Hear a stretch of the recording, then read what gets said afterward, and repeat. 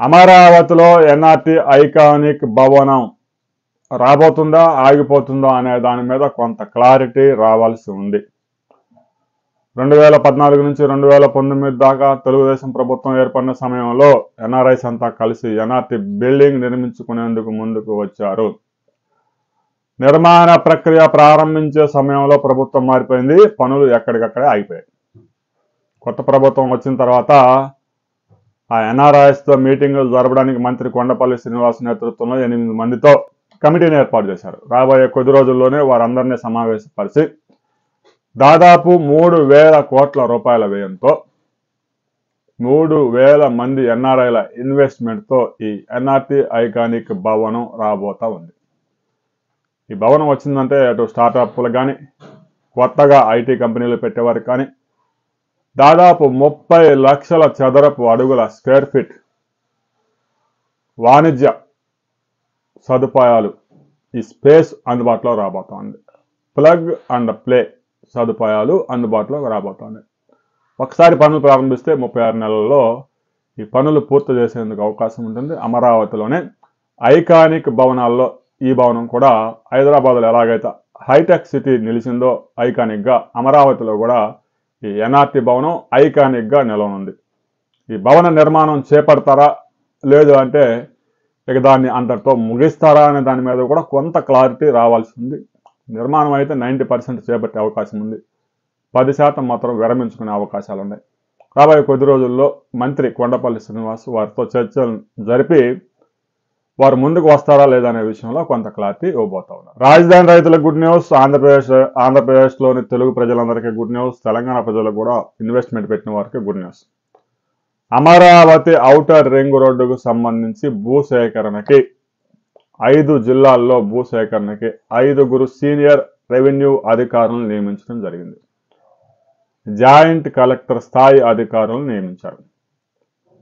189 కిలోమీటర్ల అమరావతి రాజధాని outer ring road 5 జిల్లాల్లో 121 గ్రామాల పరిధిలో నుంచి వెళ్తోంది. గతంలో అయితే కృష్ణా జిల్లా, గుంటూరు జిల్లా, ప్రస్తుతం కొత్త జిల్లాలు ఏర్పడిన తర్వాత పల్నాడు, గుంటూరు, బాపట్ల, ఎన్టీఆర్, కృష్ణా జిల్లాల్లో అమరావతి ఔటర్ రింగ్ రోడ్డు 189.5 కిలోమీటర్లు రానుంది. 4 జాతీయ రహదారుల్ని క్రాస్ చేసుకుంటూ వెళ్తుంది. రాబోయే కొద్ది రోజుల్లోనే భూసేకరణకి నోటిఫికేషన్ విడుదల చేయబోతా ఉన్నారు. దాదాపు 3,200 ఎకరాల భూమిని సేకరించాల్సి ఉంది. ఇందులో ఒక 1,700 ఎకరాలు అటవీ భూములు, ప్రభుత్వ భూములు ఉన్నాయి కాబట్టి పెద్దగా ఇబ్బంది లేదు. మిగిలిన ప్రాంతాల్లో రైతులకి ఎంత ధర చెల్లిస్తారు అనే దాని మీద కొంత క్లారిటీ రావాల్సి ఉంది. ఏ రైతు నుంచి ఎంత భూమి తీసుకుంటున్నాము అనే విషయాలతో నోటిఫికేషన్ విడుదల కాబోతా ఉంది. నోటిఫికేషన్ విడుదల అయిపోయిన తర్వాత గ్రామాల్లో సభలు పెట్టి రైతుల అభిప్రాయాలు కూడా తీసుకుంటారు. ఆయా ప్రాంతాల్లో రిజిస్ట్రేషన్ వాల్యూస్ ఎంత ఉన్నాయో చూసి దాని మీద 300 నుంచి 400% అధికంగా ధర చెల్లించే అవకాశం ఉంది. ముఖ్యంగా ఔటర్ రింగ్ రోడ్డు తిరుగుతున్న ప్రాంతాల్లో ఎకరా 25 లక్షల నుంచి ₹1 కోటి దాకా ఉంది. ఎందుకంటే జాతీయ రహదారులను కూడా క్రాస్ చేస్తూ ఉంటుంది కాబట్టి ఆ ప్రాంతంలో ఎక్కువ ధరలు ఉంటాయి. విజయవాడకి దాదాపుగా ఒకవైపు 50 కిలోమీటర్లు, ఒకవైపు 40 కిలోమీటర్ల దూరంలో ఈ ఔటర్ రింగ్ రోడ్డు రాబోతా ఉంది. గుంటూరు నగరానికి దాటిన తర్వాత ఇక విజయవాడ ఈస్ట్ బైపాస్ అవసరం లేదు అని తేల్చిపడేశారు. ఇక దాని గురించి ప్రత్యేకంగా చర్చించుకోవాల్సిన అవసరం లేదు. ఆ ఈస్ట్ బైపాస్ ఎత్తేసినందుకు గాను కాజా నుంచి తెనాలి వెళ్లే మార్గంలో నందివెలుగు వరకు ఔటర్ రింగ్ రోడ్డును కలుపుతూ 6 లైన్ల రహదారిని వేయనున్నారు. ఈ రహదారితో ఇక జాతీయ రహదారులని ఔటర్ రింగ్ రోడ్డు అనుసంధానం సాధ్యమవుతుంది. రాబోయే కొద్ది రోజుల్లోనే ఔటర్ రింగ్ రోడ్డుకు సంబంధించిన భూసేకరణ నోటిఫికేషన్ ప్రక్రియ పూర్తి చేయబోతా ఉన్నారు. నోటిఫికేషన్ వచ్చిన తర్వాత ఒక 2-3 నెలలు రైతులతో సమావేశాలు ఉంటాయి. రైతుల అభిప్రాయాలు కూడా తీసుకుంటారు. ఎవరెవరి బిల్డింగ్లు పోతా ఉన్నాయి, ఎవరెవరి భూములు పోతా ఉన్నాయి, ఎవరి భూమి ఎంత పోతా ఉంది అనేది వివరాలు వస్తుంది.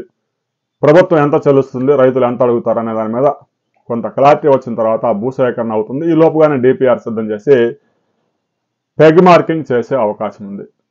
ఈ ఏడాది చివరి నాటికి భూసేకరణ ప్రక్రియ మొత్తం పూర్తి అయితే వచ్చే ఏడాది జనవరి నుంచి పెద్ద ఎత్తున పనులు ప్రారంభం అయ్యే అవకాశం ఉంది. ఒక్కసారి భూమిని గనక కాంట్రాక్ట్ పొందిన సంస్థకి అప్పగిస్తే 36 నెలల్లో పనులు పూర్తి చేయడానికి అవకాశం ఉంటుంది. రాబోయే కొద్ది రోజుల్లో ఔటర్ రింగ్ రోడ్డు మీద ఎలాంటి అప్డేట్స్ వచ్చినా మరో వీడియోలో తెలుసుకుందాం.